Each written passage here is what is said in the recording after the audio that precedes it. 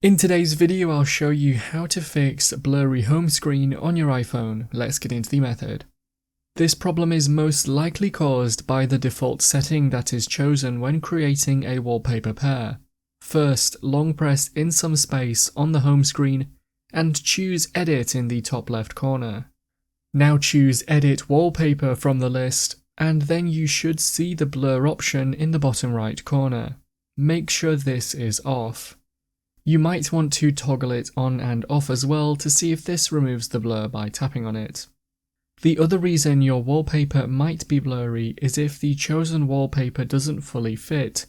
So tap on Photo at the bottom, then choose the photo you want to use again, and make sure it fits fully in the frame and doesn't leave any blank space, and then tap on Done in the top right corner to see if this helps.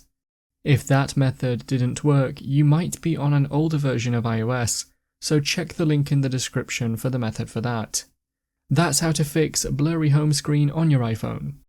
If you found the video helpful, remember to leave a like and feel free to subscribe for more. Check out the videos coming up right now, you might find these helpful too.